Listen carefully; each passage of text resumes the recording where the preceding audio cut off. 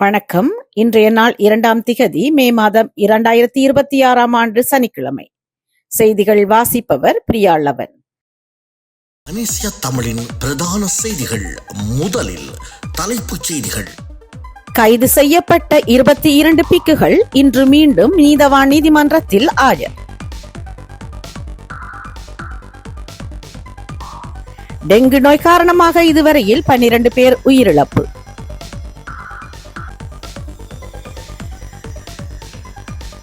தனக்கு எதிரான விமர்சனங்களையும் மறைப்பதற்கும் ராமநாதன் அர்ச்சுனா முயற்சி, இபிடிபி குற்றச்சாட்டு.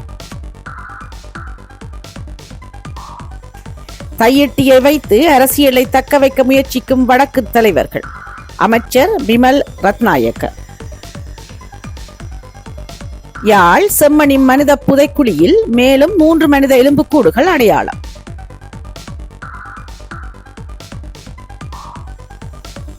இந்தியாவின் தேசிய பாதுகாப்பு அமைப்புகள் அதிரடி மாற்றம். அணு ஆயுதமேந்திய ஈரான் உலகிற்கு பேரழிவு, நட்பு நாடுகளுக்கு வெள்ளை மாளிகை எச்சரிக்கை. தொடர்வது விரிவான செய்திகள். முதலில் தாயக செய்திகள். தாய்லாந்திலிருந்து குஷ் மற்றும் ஹேஷ் போதைப் பொருட்களை நாட்டிற்கு கடத்தி வந்த சம்பவம் தொடர்பில் கைது செய்யப்பட்ட 22 பிக்குகள் இன்று மீண்டும் நீர்கொழும்பு நீதவான் நீதிமன்றத்தில் ஆஜர்படுத்தப்பட்டுள்ளனர். குறித்த பிக்குகள் கடந்த ஏப்ரல் 25ஆம் திகதி நாட்டிற்கு வருகை தந்த போது 112 கிலோகிராம் குஷ் மற்றும் ஹேஷ் போதைப் பொருள்களுடன் கட்டுநாயக்க விமான நிலையத்தில் வைத்து கைது செய்யப்பட்டனர். அவர்களிடம் நடத்தப்பட்ட விசாரணையில் அமுதானந்த என்ற பிக்கு ஒருவரே இந்த சட்டவிரோத செயலை ஒழுங்குபடுத்தியுள்ளமை தெரிய வந்தது. இதற்கமைய கம்பஹா பகுதியில் உள்ள விகாரை ஒன்றில் மறைந்திருந்த நிலையில் குறித்த பிக்கு கைது செய்யப்பட்டார். அவர் நாளை நீதிமன்றத்தில் ஆஜர்படவுள்ளதாக போலீஸ் போதைப் பொருள் ஒழிப்பு பணியகம் தெரிவித்துள்ளது. குறித்த பிக்குவின் வழிகாட்டலில் இதற்கு முன்னமும் போதைப் பொருட்கள் நாட்டிற்கு கடத்தப்பட்டுள்ளமை தற்போது கண்டறியப்பட்டுள்ளது. இது தொடர்பாக அவரது உதவியாளர் ஒருவரும் அத்துரிகிரிய பகுதியில் வைத்து போலீசாரால் கைது செய்யப்பட்டுள்ளார். கந்தலாய் போலீஸ் பிரிவுக்குட்பட்ட லைட் வீதியில் நேற்று மாலை இடம்பெற்ற வாகன விபத்தில் 2 சிறுவர்கள் உட்பட 7 பேர் காயமடைந்து கந்தலாய் தள வைத்தியசாலையில் அனுமதிக்கப்பட்டுள்ளனர். தம்பலகாமம் பகுதியில் இருந்து கந்தலாய் நோக்கி சென்று கொண்டிருந்த முச்சக்கர வண்டி கந்தலாய் லைட் வீதி பகுதியில் பயணித்த போது குறுக்கே வந்த மோட்டார் சைக்கிளுடன் மோதி இந்த விபத்து சம்பவித்துள்ளதாக போலீசார் தெரிவித்துள்ளனர். இந்த விபத்தின் போது முச்சக்கர வண்டியில் பயணித்தவர்களும் மோட்டார் சைக்கிளில் பயணித்தவருமே காயத்துக்குள்ளாகியுள்ளனர். காயமடைந்தவர்களில் 2 சிறுவர்களும் உள்ளடங்குவதாக தெரிவிக்கப்படுகின்றது. விபத்து தொடர்பான மேலதிக விசாரணைகளை கந்தலாய் போலீசார் மேற்கொண்டு வருகின்றனர். 2026ஆம் ஆண்டின் இதுவரையான காலப்பகுதியில் 25,082 டெங்கு நோயாளிகள் பதிவாகியுள்ளதாக தேசிய டெங்கு ஒழிப்பு பிரிவு தெரிவித்துள்ளது. கொழும்பு, கம்பஹா, மாத்தறை, காலி, ரத்தினபுரி, களுத்துறை ஆகிய மாவட்டங்களிலும் கொழும்பு மாநகர சபை பிரிவிலும் அதிகளவிலான நோயாளர்கள் பதிவாகியுள்ளதாக இந்த பிரிவின் சமூக வைத்திய நிபுணர் சுட்டிக்காட்டியுள்ளார். அத்துடன் டெங்கு நோய் காரணமாக இதுவரையில் 12 பேர் உயிரிழந்துள்ளதாகவும் அவர் வெளிப்படுத்தியுள்ளார். எவருக்கேனும் 2 நாள்களுக்கு மேல் காய்ச்சல் நிலவுமாயின் உடனடியாக வைத்தியரை அணுகி அது டெங்கு நோயா என்பதை உறுதிப்படுத்திக் கொள்ளுமாறு வைத்திய நிபுணர் பிரஷிலா சமரவீர அறிவுறுத்தியுள்ளார். வைத்தியரை சந்திக்கும் வரை காய்ச்சலுக்கு பாராசிட்டமால் தவிர்ந்த வேறு மருந்துகளையும் பயன்படுத்த வேண்டாம் என்றும் கொசுக்கடியில் இருந்து பாதுகாப்பை பெற தகுந்த நடவடிக்கைகள் எடுக்குமாறும் பொதுமக்கள் அறிவுறுத்தப்பட்டுள்ளனர். இலங்கைக்கான பாகிஸ்தான் இஸ்லாமிய குடியரசின் உயர்ஸ்தானிகர் ஓய்வு பெற்ற மேயர் ஜெனரல் நையர் நசீர் அவர்கள் நேற்று அலரி மாளிகையில் பிரதமர் கலாநிதி ஹரிணி அமரசூரியவை சந்தித்தார்.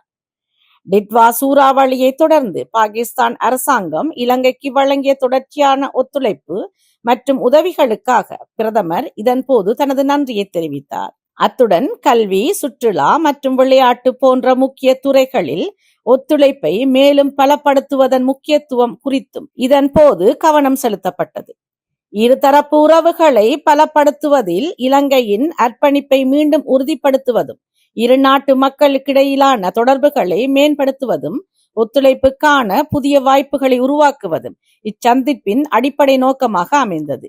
இந்நிகழ்வில் பாகிஸ்தான் பிரதி உயர்சாணி சுனைரா லத்தீப், பிரதமரின் செயலாளர் பிரதீப் சபுதந்திரி, மேலதிக செயலாளர் சாகரிகா பொககாவத் மற்றும் வெளிவிவகார, வெளிநாட்டு வேலைவாய்ப்பு மற்றும் சுற்றுலா அமைச்சின் அதிகாரிகள் குழுவொன்றும் கலந்து கொண்டனர். தனக்கு எதிரான விமர்சனங்களையும் குற்றங்களையும் மறைப்பதற்கும் தன்னை புனிதராக்குவதற்குமே நாடாளுமன்ற உறுப்பினர் ராமநாதன் அர்ச்சுனா முயற்சிப்பதாகவும் அதன் ஒரு வெளிப்பாடே மீதான குற்றச்சாட்டுக்கள் என ஈழ மக்கள் ஜனநாயக கட்சி தெரிவித்துள்ளது. நாடாளுமன்ற உறுப்பினர் ராமநாதன் அர்ச்சுனாவுடன் காணி முரண்பாட்டில் ஈடுபடுபவர்களுக்கும் இபிடிபிக்கும் எந்தவிதமான தொடர்பும் இல்லை என்றும் விளக்கம் அளித்துள்ளனர். யாழ் ஊடக மையத்தில் இடம்பெற்ற ஊடக சந்திப்பில் இபிடிபி ஊடக செயலாளர் ஸ்ரீகாந்த் பன்னீர்செல்வம் மற்றும் மானிப்பாய் பிரதேச அமைப்பாளர் வெளிச்சோர் அண்டன் ஜோன்சன் ஆகியோர் இது குறித்து கருத்து வெளியிட்டுள்ளனர். குறித்த விடயம் தொடர்பாக அவதானம் செலுத்திய செயலாளர் நாயகம் பிரதேச அமைப்பாளர் ஊடாக விசாரித்து எமது கட்சி உறுப்பினர்களுக்கு எந்தவிதமான தொடர்பும் இல்லை என்பதை உறுதிப்படுத்தியதுடன் சட்ட நடவடிக்கை எடுக்குமாறும் அவருக்கு அறிவுறுத்தப்பட்டிருந்தது. எவ்வாறாயினும் ராமநாதன் அர்ச்சுனாவின் கருத்துகள் இபிடிபி அதிகாரத்தில் இருந்த காலங்களில் கூட அதிகாரத்தை தவறாக பயன்படுத்தியது இல்லை, அப்பாவிகளை மிரட்டுவதற்கு ஆயுதங்களை பயன்படுத்தியது இல்லை என்பதும் வெளிப்படுத்தப்பட்டுள்ளது என்றும் தெரிவித்தார். வடக்கிலும் தையிட்டி பிரச்சனை போன்று வேறு பல பிரச்சனைகள் உள்ளன. அந்த பிரச்சனைகளை வைத்துக் கொண்டே வடக்கில் உள்ள அரசியல் தலைவர்கள் தங்கள் அரசியலை தக்க வைத்துக் கொண்டுள்ளனர் என்று அமைச்சர் விமல் ரத்நாயக்க தெரிவித்துள்ளார். தேசிய மக்கள் சக்தியின் மேதின கூட்டம் நேற்று யாழ்ப்பாணம் நெடுந்தூர பேருந்து நிலையத்தில் நடைபெற்றது. இதில் கலந்து கொண்டு உரையாற்றும் போதே அவர் மேற்கண்டவாறு கூறினார். தையிட்டி விகாரை பிரச்சனை, குருந்தூர் மலை பிரச்சனை போன்ற பிரச்சனைகளை தீர்க்கும் போது தேசிய ஒற்றுமை மற்றும் நல்லிணக்கத்தையும் கவனத்தில் எடுக்க வேண்டும். வங்குரோத்து அடைந்த அரசியல்வாதிகள் இந்த பிரச்சனைகளை வைத்துக் கொண்டு மீண்டெழாத வகையிலேயே நாங்கள் தீர்வு காண முடியும். நாங்கள் போக்குவரத்து துறையிலே பாரிய மாற்றத்தை செய்ய உள்ளோம். கொழும்பில் ஆரம்பித்தது போன்று யாழ்ப்பாணத்திலும் மெட்ரோ பஸ் திட்டத்தை ஆரம்பிக்க உள்ளோம். வடக்கில் உள்ள மக்களாயினும் சரி, மலையகத்தில் உள்ள மக்களாயினும் சரி, அவர்களுடைய வாழ்க்கையை மேம்படுத்த வசதிகளை செய்து கொடுப்பதே எங்கள் அரசின் இலக்காகும். இலங்கையில் உள்ள 10 நகரங்களை அபிவிருத்தி அடைந்த நகரங்களாக மாற்றுவதற்கு ஜனாதிபதி அனுரகுமார திசாநாயக்கா முடிவெடுத்திருக்கின்றார். அந்த 10 நகரங்களில் யாழ்ப்பாணமும் அடங்குகின்றது. யாழ்ப்பாண நகரத்திலும் பாரிய அபிவிருத்தி பணிகளை செய்ய உள்ளோம். ராஜபக்ஷக்கள், ரணில் விக்ரமசிங்கக்கள் போன்ற போலி சண்டியர்களுக்கு நாங்கள் ஒருபோதும் அடிபணிய மாட்டோம். நாங்கள் அடிபணிவது இந்த நாட்டு மக்களின் ஆணைக்கு மாத்திரமே ஆகும். இந்த போலி சண்டியர்கள் சிறைகளில் அடைக்கப்படுவார்கள் என்றும் தெரிவித்தார். யாழில் கறிவேப்பிலை பறிப்பதற்காக மரத்தில் ஏறியவர் தவறி கீழே விழுந்த துயரச் சம்பவம் நேற்று இடம்பெற்றுள்ளது. இதன் போது காங்கேசன்துறை வீதி நாச்சிமார் கோயிலடியைச் சேர்ந்த ராசதுரை பகவான் தாஸ் என்பவரை இவ்வாறு உயிரிழந்துள்ளார். குறித்த நபர் கறிவேப்பிலை பறிப்பதற்கு சென்று மரத்தில் ஏறிய போது தவறி கீழே விழுந்து மயக்கமுற்றுள்ளார். அதன் பின்னர் அவர் வைத்தியசாலைக்கு கொண்டு செல்லப்பட்டுள்ளார். இருப்பினும் அவர் ஏற்கனவே உயிரிழந்துள்ளதாக வைத்தியர் தெரிவித்துள்ளார். அவரது சடலம் மீதான மரண விசாரணைகளை திடீர் மரண விசாரணை அதிகாரி நமசிவாயம் பிரேம்குமார் மேற்கொண்டுள்ளார். திருநெல்வேலி பொது சுகாதார பரிசோதகர் பிரிவுக்கு உட்பட்ட பல்கலைக்கழக மாணவர் விடுதிகளில் திடீர் பரிசோதனை முன்னெடுக்கப்பட்டது. பல்கலைக்கழக மாணவர் விடுதிகளுக்கு வெளிநபர்கள் நீண்ட காலமாக உணவு வழங்கி வருகின்றனர். இவர்கள் தொடர்பில் தொடர்ச்சியான பல முறைப்பாடுகள் கிடைக்கப்பெற்றது. இதனை அடுத்து பொது சுகாதார பரிசோதகர் ப. சஞ்சீவன் தலைமையிலான குழுவினர் நேற்று முன்தினம் விடுதிகளுக்கு உணவு வழங்குவோரின் திடீர் பரிசோதனை மேற்கொள்ளப்பட்டன. இனங்காணப்பட்ட குறைபாடுகள் தொடர்பில் எச்சரிக்கைகள் வழங்கப்பட்டதோடு குறைபாடுகளை விரைந்து நிவர்த்தி செய்யுமாறும் அறிவுறுத்தல்களும் வழங்கப்பட்டன. யாழ் செம்மணி மனித புதைக்குழியில் முன்னெடுக்கப்பட்டு வரும் 3ஆம் கட்ட அகழ்வு பணியின் 5ஆம் நாளான நேற்று மேலும் 3 மனித எலும்புக்கூடுகள் அடையாளம் காணப்பட்டுள்ளன. அடையாளம் காணப்பட்ட 3 மனித எலும்புக்கூடுகளையும் சுத்தம் செய்யும் பணிகள் தீவிரமாக முன்னெடுக்கப்பட்டு வருகின்றன. நேற்று கண்டெடுக்கப்பட்ட எலும்புக்கூடுகளுடன் சேர்த்து இதுவரையான காலப்பகுதியில் செம்மணி மனித புதைக்குழியில் மொத்தம் 244 மனித எலும்புக்கூடுகள் அடையாளம் காணப்பட்டுள்ளன. அடையாளம் காணப்பட்டவற்றில் 240 மனித எலும்புக்கூடுகள் ஏற்கனவே முழுமையாக அகழ்ந்து எடுக்கப்பட்டுள்ளன என்பதும் குறிப்பிடத்தக்கது. நீண்ட காலமாக எதிர்பார்க்கப்பட்ட இந்த அகழ்வு பணிகள் ஊடாக பல உண்மைகள் வெளிவரக்கூடும் என எதிர்பார்க்கப்படுகின்றன. கொள்ளுப்பிட்டி பகுதியில் சட்டவிரோதமான முறையில் நாட்டிற்குள் கொண்டுவரப்பட்ட வெளிநாட்டு மதுபானம் மற்றும் சிகரெட்டுகளுடன் சீன நாட்டைச் சேர்ந்த 20 வயதுடைய யுவதி காவல்துறையால் அடையாளம் காணப்பட்டுள்ளார். சந்தேக நபரிடமிருந்து சட்டவிரோதமாக இறக்குமதி செய்யப்பட்ட 257 வெளிநாட்டு மதுபான போத்தல்கள் மற்றும் 100 சிகரெட்டுகள் காவல்துறையினரால் கைப்பற்றப்பட்டுள்ளதாக தெரிவிக்கப்படுகின்றது. இச்சம்பவம் தொடர்பில் மேலதிக விசாரணைகளை கொள்ளுப்பிட்டி காவல்துறையினர் முன்னெடுத்து வருகின்றனர். தொடர்வது இந்திய செய்திகள்.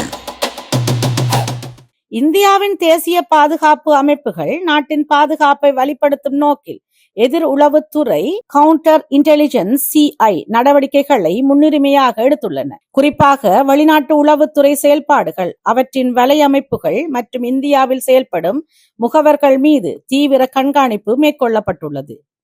பாதுகாப்பு வட்டாரங்கள் தெரிவித்ததாவது, சமீப காலங்களில் பல்வேறு வெளிநாட்டு உளவு அமைப்புகள் இந்தியாவில் தங்கள் தாக்கத்தை அதிகரிக்க முயற்சித்துள்ளன. இதனை எதிர்கொள்ளும் வகையில் உள்நாட்டு பாதுகாப்பு அமைப்புகள் ஒருங்கிணைந்த முறையில் செயற்பட்டு வருகின்றன. முக்கிய நகரங்கள் மற்றும் முக்கிய நிறுவனங்கள் சுற்றுவட்டாரங்களில் கண்காணிப்பு அதிகரிக்கப்பட்டுள்ளது. புலனாய்வு பணியகம், இன்டெலிஜென்ஸ் பியூரோ IB மற்றும் பிற பாதுகாப்பு அமைப்புகள் இணைந்து சந்தேகத்துக்கிடமான நபர்கள் மற்றும் செயல்பாடுகளை அடையாளம் காண முயற்சித்து வருகின்றன. மேலும் தகவல் பரிமாற்றம் மற்றும் இணையதளங்களில் நடக்கும் உளவு முயற்சிகளையும் கட்டுப்படுத்த நடவடிக்கைகள் எடுக்கப்பட்டுள்ளன. இந்த நடவடிக்கைகள் மூலம் நாட்டின் உள்நாட்டு பாதுகாப்பு வலுவடையும் என்றும் உளவு செயல்பாடுகள் தடுக்கப்படும் என்றும் அதிகாரிகள் நம்பிக்கை தெரிவித்துள்ளனர். மேலும் பொதுமக்களும் சந்தேகத்திற்கிடமான செயல்பாடுகளை உடனடியாக அதிகாரிகளுக்கு தெரிவிக்க வேண்டும் என்றும் அறிவுறுத்தப்பட்டுள்ளனர்.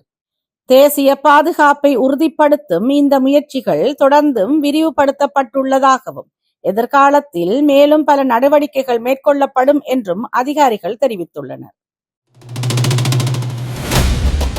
தொடர்வது உலகச் செய்திகள். ஈரானில் அமெரிக்கா மேற்கொண்டு வரும் இராணுவ நடவடிக்கைகளுக்கு போதுமான ஆதரவை வழங்கவில்லை என தெரிவித்து ஸ்பெயினையும் இத்தாலியையும் ஜனாதிபதி டொனால்ட் ட்ரம்ப் மீண்டும் கடுமையாக சாடியுள்ளார். அந்த நாடுகள் ஈரானின் அணு ஆயுத விவகாரத்தில் மெத்தனமாக இருப்பதாகவும், ஒருவேளை ஈரான் அணு ஆயுதம் வைத்திருப்பதை அவை சரியென கருதுகின்றனவோ எனவும் அவர் பகிரங்கமாக குற்றம் சாட்டியுள்ளார். வெள்ளை மாளிகையில் செய்தியாளர்களிடம் கருத்து தெரிவித்த போதே அவர் இதனை தெரிவித்துள்ளார். இத்தாலி மற்றும் ஸ்பெயின் ஆகிய நாடுகளின் தற்போதைய ராஜதந்திர அணுகுமுறை தமக்கு மிகுந்த அதிருப்தியை ஏற்படுத்தியுள்ளதாக அவர் குறிப்பிட்டுள்ளார். ஈரானின் அணு ஆயுத முனைப்பு குறித்து எச்சரித்த ட்ரம்ப், ஈரான் அணு ஆயுதம் வைத்திருப்பதையும் சரியென கருதும் எவரும் புத்திசாலிகள் கிடையாது என குறிப்பிட்டுள்ளார். அவர்கள் அணு ஆயுதம் வைத்திருக்க அனுமதிக்கப்பட்டால் உலகம் இதுவரை பார்த்திராத அளவிலான சிக்கல்களை நீங்கள் சந்திக்க நேரிடும் எனவும் ட்ரம்ப் குறிப்பிட்டுள்ளார். இருப்பினும் தனது நிர்வாகத்தின் கீழ் அத்தகைய சூழல் ஒருபோதும் நடக்காது என அவர் உறுதிபட தெரிவித்துள்ளார். ஈரானின் அணுசக்தி திட்டங்களை முடக்குவதில் சர்வதேச சமூகத்தின் ஒருங்கிணைந்த ஒத்துழைப்பு அவசியம் என்பதை அவர் இதன் மூலம் வலியுறுத்தியுள்ளமை குறிப்பிடத்தக்கது. இத்துடன் பனேசியா தமிழின் பிரதான செய்திகள் நிறைவு பெறுகிறது. செய்திகளை தொடர்ந்து பார்வையிட www.panesiatamil.tv என்ற இணையதளத்தை பார்வையிடவும்.